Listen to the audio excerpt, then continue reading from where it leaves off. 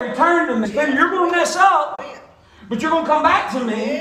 And he said, when you come back to me, I don't want you to isolate yourself. I don't want you to feel like you're going to be ostracized and you're going to be looked down on. I'm going to hold this against you forever. And I don't read that. He says, Peter, he knows what's going to happen. Peter, you're going to deny me 3 times. He says, and after that, I'm not giving up on you. I'm not going to quit trusting you. After that, he says, when you've returned to me, here's what I want you to do. I want you to strengthen your brother. The one who returns, it doesn't have to be excluded. The one who returns doesn't have to be just focused on themselves. He says, I want you to go reach out to other people. I want you to strengthen your brother. And Peter hears this, and it blows Peter away. Peter says, no, Lord. Here's what he says. He says, Lord, I'm ready to go with you both to prison and to death. And Peter didn't consciously lie here. In that moment, you ever had that moment when you're around the altar and the Holy Ghost is moving? Lord, I'll do whatever you want me to do. God, I'll lay hands on the sick. I'll preach the gospel, and then Monday morning gets here. Right? And all of a sudden, I don't have that feeling anymore. All of a sudden, the feeling's gone. Peter didn't exactly lie. He was just unaware of what spiritually was taking place. He was unaware of the spiritual battle that Jesus was able to see, that the enemy wanted to sift him like wheat. And Peter was going by how he felt at the moment. The most dangerous thing you can do in your walk with the Lord is go how you feel at the moment. Yes. Because you're going to feel one way one moment, and you're going to feel another way in a few moments. If you're a woman, you're going to feel one way 1 second. Come on, men, help me out.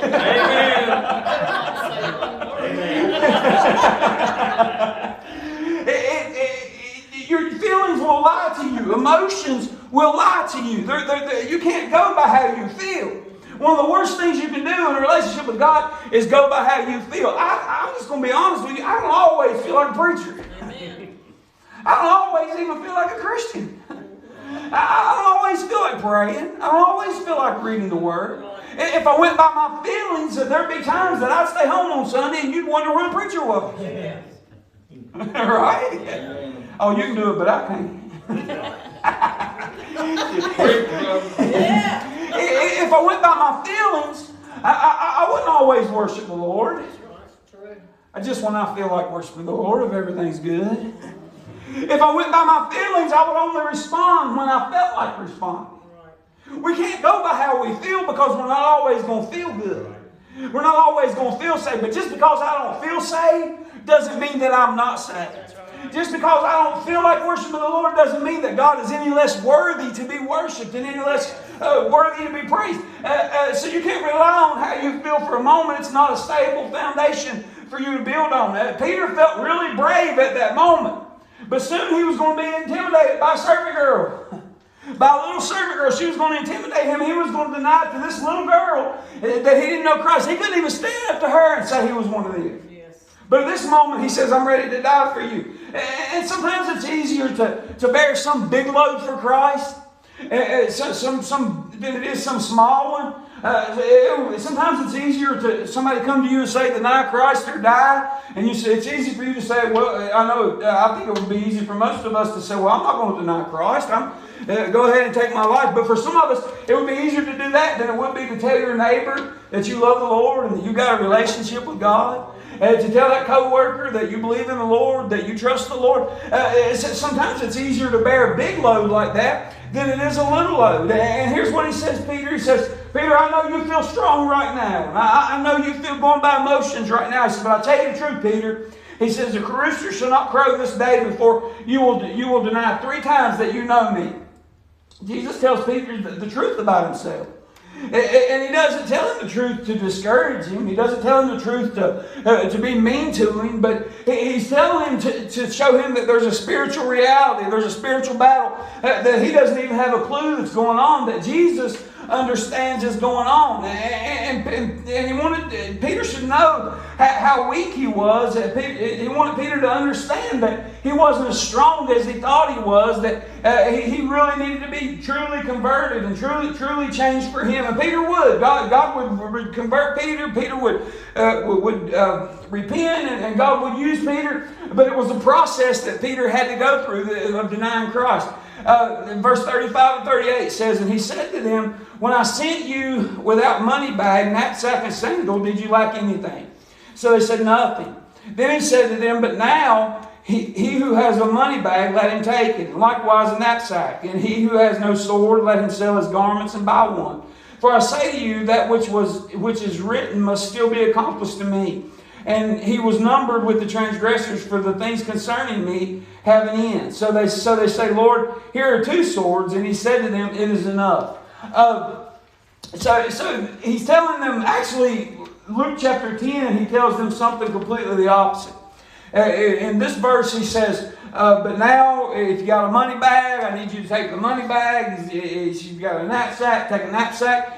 Make preparations. He says, I'm at the point that I'm getting ready to leave you.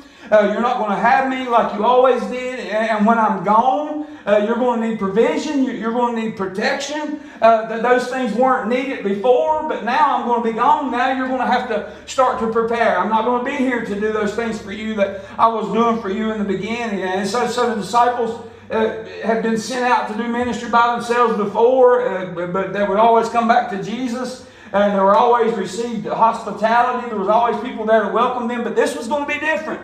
This time they were going to go out and they were going to preach the gospel, and they were going to be persecuted. They weren't going to come back to Christ. And he was preparing them. He was getting ready for them. He says, and he was numbered with the transgressors. Jesus was telling his disciples. He was telling his disciples. He said, I don't know what that is. It's the Giles version of disciples. He said, he's telling his disciples. He says, you're going to be rejected. He said, I'm going to be rejected. He said, I'm going to be crucified. And he says this. He says, get ready, because it's getting ready to happen soon. He says, this is going to happen really quickly. He says, for the things concerning me have an end. In other words, it's going to be accomplished very soon. It's getting ready to take place. And then they said they've got 2 swords. These men act like they're ready to fight. They don't understand what's coming. They say, Jesus, we've got 2 swords. And Jesus says, it is enough. He wasn't saying 2 swords is enough. He wasn't saying, yeah, that'll be plenty. Just 2 swords is good. No, he was saying, that's enough of this talk. We're not going to talk like that anymore. It was kind of a firm way of Jesus ending this conversation. He didn't mean that 2 swords was going to be enough. He meant that they didn't need swords. You don't need swords if you're going to willingly lay down your life. You don't need swords if you know what's going to happen and you've already made amends with that and you're ready for it to happen. Disciples, I don't think they completely understood what the next few hours were going to hold and what was going to take place in the next few hours. I did find it interesting. I've stuck a few tidbits in here the last few weeks about what the Pope says about this. And here's what the Pope says about this. The Pope says the reason that they should take 2 swords is because one would be a spiritual sword and one would be a secular sword. That is not what Jesus meant. That is obviously not what Jesus said. Jesus said what he meant. And that's how you take it, is literally how he took it. He said, we're not going to need swords. But I thought that was kind of funny that the Pope said that. So verse 39 through 42, we find Jesus, and Jesus has arrived in the Garden of Gethsemane. It says, coming out, he went to the Mount of Olives as he was accustomed to do. And his disciples also followed him. When he came to the place, he said to them, pray that you may not enter into temptation. And he has withdrawn from them about a stone's throw and knelt down and prayed, saying, Father, if it's your will, take this cup away from me. Nevertheless, not my will, but yours be done. It was customary for Jesus to go to the Mount of Olives at the end of the evening or at the end of the week. He would during the week he would always end up there. That was where they would have their prayer. He would take refuge there. And even though it would make it easy for Judas to find him and the people that were going to kill him or arrest him to find him, he didn't change his routine. He went back, and it was almost like Jesus wanted to be found. It was like he wasn't. He wasn't in hiding. He was there ready to do what was supposed to be done. And he tells his disciples, he says, stay here and pray. Pray that you don't enter into temptation. Now you got to understand the context and what's happening. Jesus is going into the Garden of Gethsemane. He's getting ready to pray. And he starts, as much as he needs to pray, as much as he needs to talk to the Lord. And we read about this. We read how intense this prayer gets. And we know what happens. Sweat becomes great drops of blood. But notice, Jesus is concerned just as much about his disciples as he is himself. He knows what he's getting ready to face. But he also knows what his disciples are getting ready to face. And he says, look, he says, as much as I need to pray, he says, you guys need to go pray too. He says, as much as I need to pray for strength to pass what I'm getting ready to pass, he said, you're going to have your own ordeal to face, and you need all the prayer that you can get, that you won't enter into temptation, or another version says to give in to temptation, which would mean to succumb to evil power, Luke 22:46. It says that Jesus went about a stone's throw away and he knelt down to pray. This is kind of each account gives a little different, of the Gospels, each account gives a little different approach at this. This is an eyewitness report from Luke, and because only an eyewitness could report something like he went a stone's throw away. That's not something you would just randomly write up, I don't think, unless you knew what was happening. And what's amazing about this is if you study the Jewish culture at that time, the time for when they were in intense prayer, when they were in the temple praying, it wasn't a custom for them to kneel and pray. They didn't. The way that they prayed, they would stand in the temple and they would pray. This shows you how much anguish that Jesus had. This shows you what Jesus was facing, the internal battle that was taking place in Jesus' mind, because it says he kneeled down and he prayed. That's completely opposite of what the Jews normally did during that time. He's in this violent struggle. He kneels down and he begins to pray. And he says this. He says, Father, if it's your will, he says, take this cup away from me.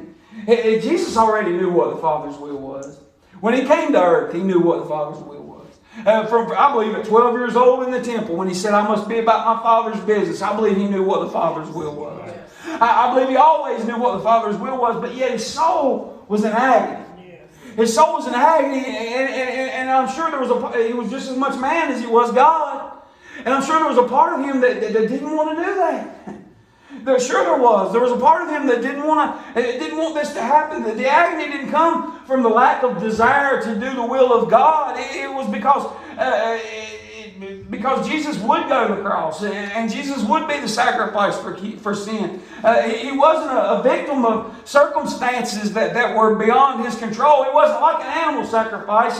He wasn't going to be drugged to the cross. He was going to lay himself down on the cross. He was going there willingly. He was going there by his own accord. Don't think that angels couldn't have rescued him at that moment. Don't think that God couldn't have said, no, that's enough, son.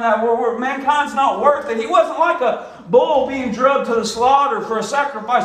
It wasn't that kind of sacrifice. This was a sacrifice where he had full knowledge and he willingly was laying his life down for mankind. He was willingly laying down as a sacrifice. The cup in the Old Testament, repeatedly, over and over and over, when you read about the cup in the Old Testament, it's a picture of one thing. It's a picture of the wrath of God. So Jesus wasn't saying, God, don't let the pain pass me by.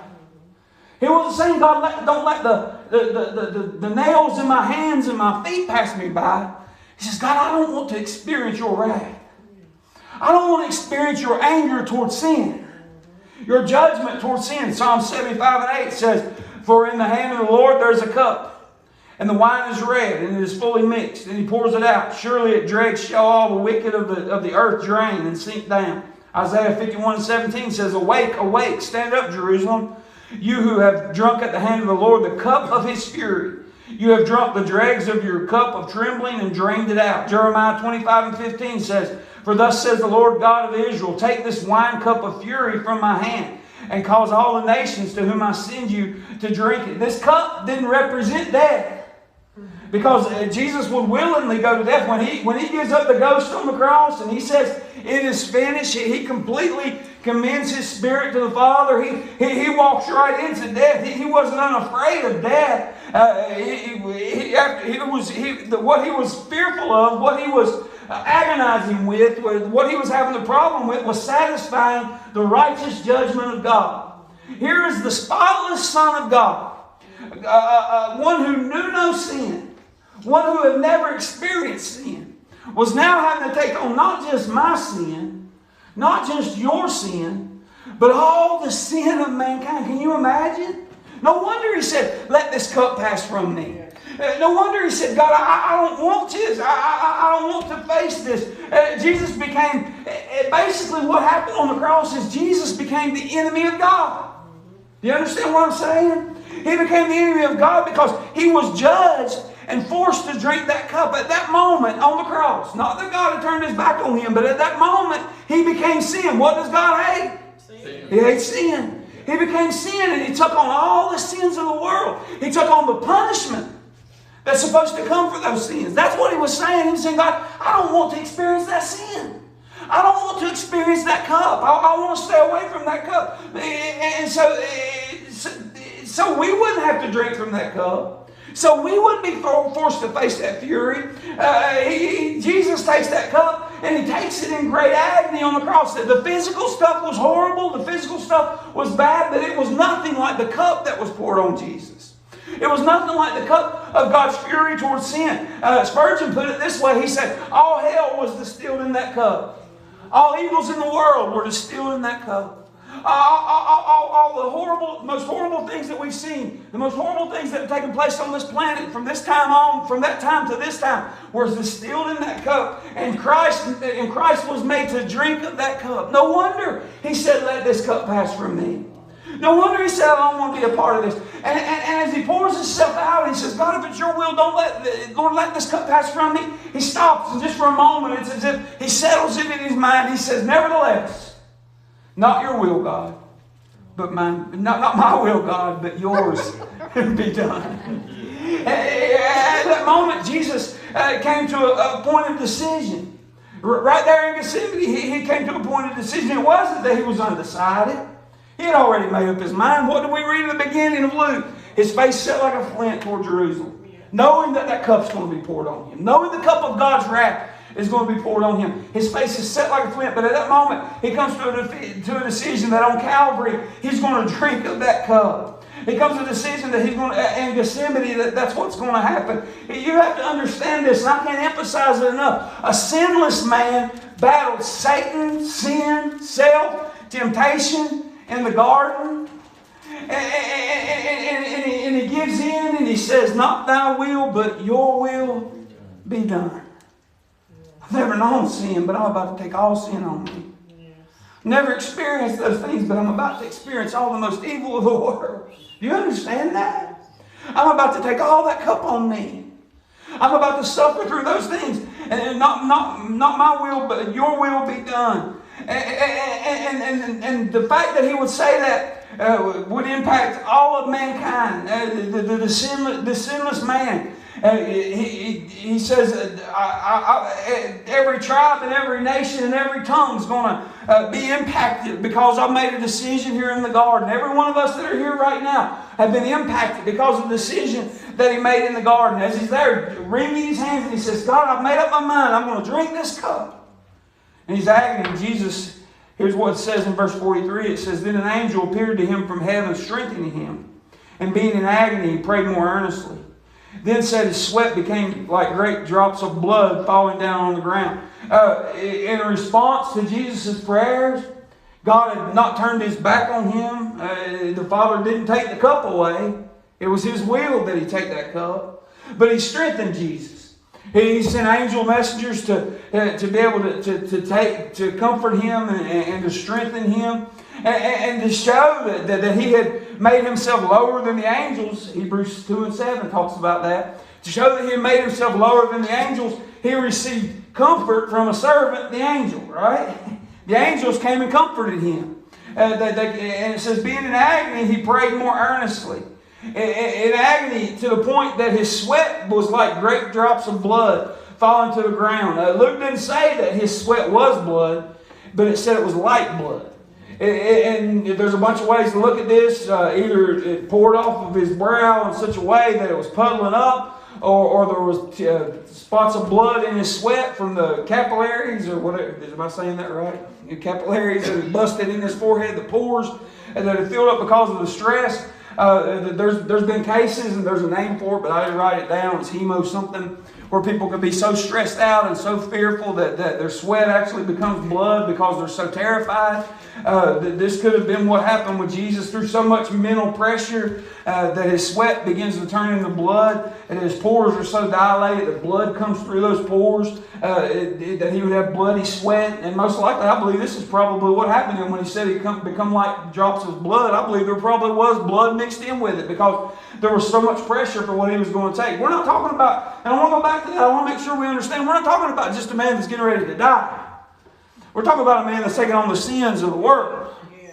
We're talking. Now I know your sins are bad, and I know my sins are bad, but I'm talking about the most evil things in the world, and the things that you and I think are so disgusting and so awful. Jesus took those things. No wonder his blood became like great drops of blood. Yeah. No wonder he prayed more earnestly. It says he bent, and all his nerves and the activity of his speech, everything about him was convulsing because of this. And as Jesus comes to the point of decision in the garden, and he says, this is what has to be done, and he gets the answer from God. God doesn't take the cup, and he sends angels to comfort him. He gets up, and he goes back to his disciples, verse 45 and 46. It says that he rose up from prayer, and he comes to his disciples, and what's his disciples doing? They're sleeping. Jesus has just poured out great drops of blood and sweat, thinking about the cup that he's getting ready to take. Thinking about the pain that he's getting ready to endure. Thinking about what he's getting ready to do for humanity. Thinking about what's about to take place. He's worried about his disciples before he ever goes to pray. And he comes back to his disciples and he finds his disciples sound asleep. They're asleep. And he found them sleeping from sorrow. Then he said to them, why do you sleep? Rise and pray, lest you enter into temptation. The disciples, they were filled with sorrow. They were sad. But instead of praying, they slept. They knew something was going to happen. They knew that something was bad, but instead of praying, they slept. Boy, wouldn't that preach right now? They knew things were getting bad, but instead of getting closer to Jesus, instead of trying to get closer to God, they slept. That could very well be the condition of the world in the hour that we live in. Things are getting worse. Things are approaching an end. Things are getting ready to wrap up. And what are the disciples doing? They're sleeping. They're asleep. They're sorrowful. They know something's happening, but they're asleep. They're asleep from sorrow. Instead of praying, Jesus wakes them up. And he doesn't rebuke them. He doesn't get on to them. He isn't harsh with them. He says, look, guys, he says, you really need to pray. He says, if not, you're going to enter into temptation. These were followers of Jesus. And following them was going to bring a new test like they'd never seen, a new trial like they'd never seen, like they had never imagined. They were going to face things like they had never. Every one of these disciples would end up being martyred later on down the road. They would all die for their faith. But at that moment, they slept. They couldn't see the intensity of what was taking place. And Jesus says, not for my sake. I know where I'm going to go. Not for my sake. I know where I'm headed. Not for my sake. I've already worked this out with the Father. I've already asked him for this cup to pass me, and God said no, he wouldn't let this cup pass. I'm going to drink of this cup, not for my sake, but for your sake. Yes. For your sake, go pray. He was thinking about them. You got to understand, Jesus is getting ready to go to the cross. Yes. He's probably still got beads of blood on his forehead. And he comes to his disciples, and he's more concerned about them than where he's about to go. Than what he's been going through. He's still concerned about them. He says, look, I don't want you. He wasn't mad because they failed to support him. He wasn't mad because they weren't praying. He was doing it for their sake. He was saying, look, things are going to get really bad. You need to get as close to God as possible. You need to get as much of God as possible. Yeah. Verse 47 and 53. This is where Judas betrays Jesus. 47, I see. We might get through this. It says, and while he was still speaking, behold, a multitude. And he who called Judas, one of the 12, went before them and drew near to Jesus to kiss him. But Jesus said to him, Judas, are you betraying the Son of Man with a kiss?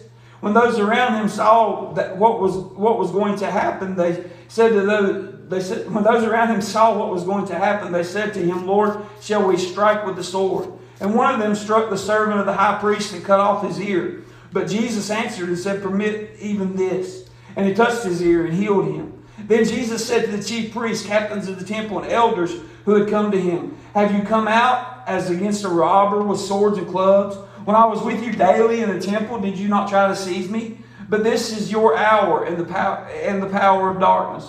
This shows how the religious leaders and those who were setting to come against Jesus and setting to crucify Jesus understood that this could be a dangerous situation. That they don't just bring a few people, they bring a multitude of people after Jesus. And when it includes the captain of the temple, this would have been the official that was responsible for taking care of the temple, keeping the temple in good order. He would be the one that was in charge of the temple. The captains of the temple, which are mentioned here, would be his lieutenants. They would be going out and they were going to be responsible for arresting Jesus. And it was going to be their job to arrest him. This is the guy that's supposed to be taking care of the temple, and the last thing he wants is Jesus alive. Right? The last thing religion ever wants is Jesus. The enemy of religion is Jesus. The minute that this guy's supposed to be keeping the house of God in order, and what does he do? He seizes Jesus. So Judas draws near to him. He drew near to him to kiss him. Judas kisses Jesus with the customary kiss. But this kiss was only to identify him to those that were coming to arrest him. Apparently Jesus looked so normal, just like everybody else, that he had to be singled out with a kiss so they'd be able to identify him. So this is why Judas apparently kissed him. When a disciple would meet a rabbi in Jewish times, he would lay his right hand on that rabbi's left shoulder and his left hand on the right shoulder, and then he would kiss him. And so Judas betrayed him with the same kiss that a disciple would give their beloved master. And then he kissed him in a sign of betrayal that way. And Jesus receives that kiss and he says, "Judas, you're betraying the Son of Man with a kiss?" Jesus knew how ironic it was being betrayed with such a warm greeting, because this was anything but a warm greeting. This was anything but a show of love. This was anything but a show of respect. He says, "Judas, are you so dead on the inside?" That's basically what he's saying. Are you so dead to feeling that you can kiss and betray? Are you that dead? Judas is a good example of somebody that has a seared conscience.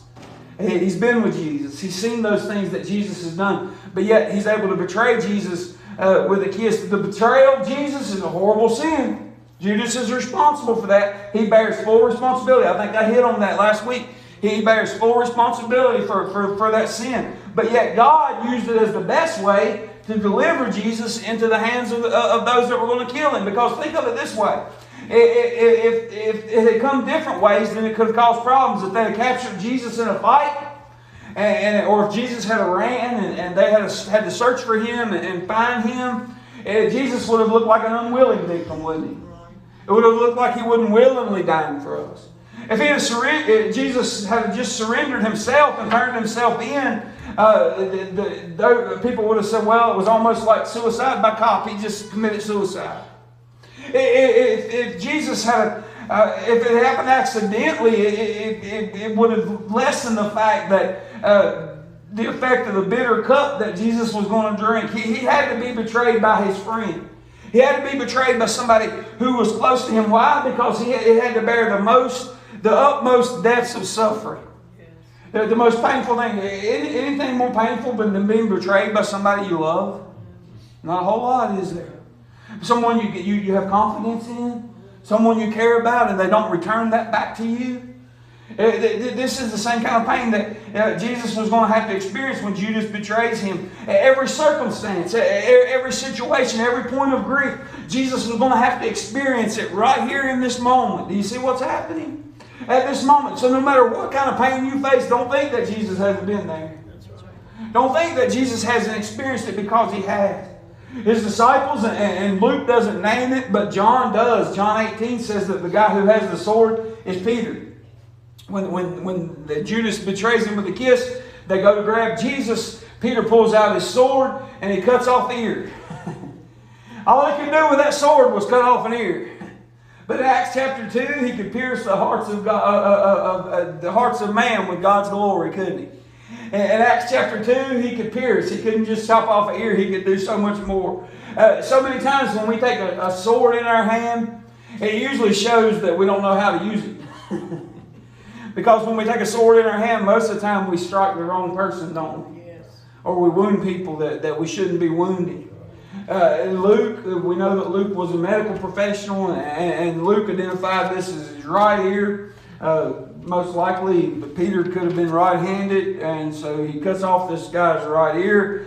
Most likely, theologians who are smarter than me, and I really don't know why this matters, but I'm going to tell you anyway, says that Peter probably come up behind him and cut his ear off. I guess that shows you that Peter wasn't as brave as he pretended that he was. Even though he was swinging a sword, most likely he come up and attacked him from behind. Jesus immediately stops the bloodshed. Immediately he stops what's happening. He says, permit even this. He tells his disciples that are getting ready to resort to violence, he says, let it be as far as it is stopped. No more of this. This is not what is supposed to happen. And even as he's going to the cross, even as he's being arrested, even as he's just been kissed and betrayed by one of his closest friends, by the treasurer of the disciples, what does Jesus do? Well, let's read it. Jesus looks at the man whose ear's been cut off. Only Jesus. Only Jesus. Because if it had been me, good, I'm glad your ear's cut off. But not Jesus. Jesus is on his way to the cross. He's getting ready to die. And he stoops down and he picks up this guy that's going to arrest him's ear. Right? Do you see what a Savior we serve? You see what an amazing Jesus we have? He picks up that ear, and on his way to the cross, he picks up that ear and he puts that ear back on that man and heals that man. Even here, even at this moment, he's cleaning the mess of the disciples up. He's fixing a sinful man. He's healing the damage that Peter's done with his sword at this moment. And he looks at him and he says, your hour and the power of darkness. Jesus explained, as he's talking to the chief priests and the captains of the temple and the elders and all the soldiers that came to arrest him, he's saying, look, I'm not putting up a fight. I'm not resisting this. Because you didn't have as much to do with this as you thought you did. I know it seems like you're really strong right now, and I know it seems like you're winning right now, and I know it seems that you have the upper hand right now, but I knew this was coming. Isn't that what he's saying? He says, I knew this was coming down to this. I knew this was going to happen. This is the hour that it was supposed to happen. This is when it was supposed to take place. He didn't put up a fight because he knew now was the time for them to do to him what they wanted to do all along, to arrest him and to kill him. And by all outward appearances, at this hour, it looked like Jesus was losing, didn't it? It looked like the disciples were losing. It looked like Christians were losing. It looked like God, the bridge that was going to be built between mankind and God was going to collapse. It looked like it was over, but don't just give up just now. Don't quit just now. I'm going to read one more passage and then we'll quit. It says, verses 54 and 60, Peter denies that he knows or is associated with Jesus. Having arrested him, they led him and brought him into the high priest's house. But Peter followed at a distance. I could preach a sermon right there. But Peter followed at a distance. Now when they had kindled a fire in the midst of the courtyard and sat down together, Peter sat among them. I could preach another sermon right there. He's from a distance and now he's sitting among them. Man, I might just make a sermon out of that. If you follow from a distance very long, you'll find yourself right among them, won't you? It says, and a certain servant girl, seeing him as he sat by the fire, looked intently at him and said, this man was also with him. But he denied him, saying, woman, I did not know him. And after a little while, another one saw him. You also are one of them. But Peter said, man, I am not. After about an hour had passed, another confidently affirmed, saying, surely this fellow also with him, for he is a Galilean. But Peter said, man, I do not know who he's saying. And another translation says that he swore, that he actually cursed. Immediately while he was still speaking, the rooster crowed. So they led him and they brought him into the high priest's house. Luke doesn't record what happens in Matthew 26. We know that in the middle of the night there's a trial that takes place. Caiaphas, the high priest, has this meeting that he's thrown together really fast with the Sanhedrin council. But Luke starts immediately at daylight after that council. And so before Jesus comes to the home of Caiaphas, he was led to the home of Annas, who was the ex-high priest, who had the power behind the throne, or the high priest. But it says that while all this was happening, while all this was taking place, Peter was following him close behind. Peter was concerned about Jesus. He wanted to know what was going to happen with Jesus. He wanted to know where things were going to go from here, but he didn't have enough courage to say that he was associated with Jesus. He didn't have enough courage to show that he was one of them, so he followed at a distance. And this distance would make it more difficult for Peter to admit that he was associated with Jesus when he was questioned.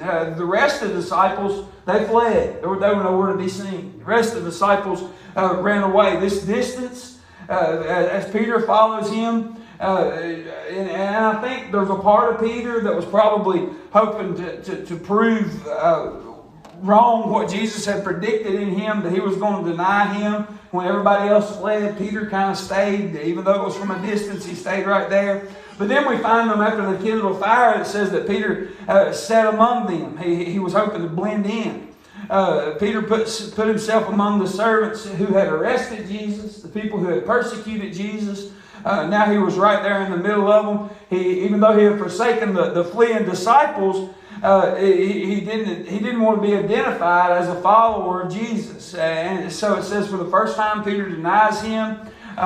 Peter would deny him in at least 3 different ways. First, he would deny even knowing who he was. He says, I don't even know who you're talking about. Then he would deny being a follower of Jesus. He said, I'm not one of them. And then he would deny even being from Galilee. He says, man, I don't know what you're saying. Matthew 26:74 says, at the last denial, even being a curse or a swear. I told you that as we were reading the text. It's hoping that it would distance himself from the association with Jesus. I'm going to stop right there. It's 8 o'clock, but we'll jump back into what happens next. The rooster crows, and then we'll finish this chapter up. Anybody got any questions or comments before we dismiss tonight?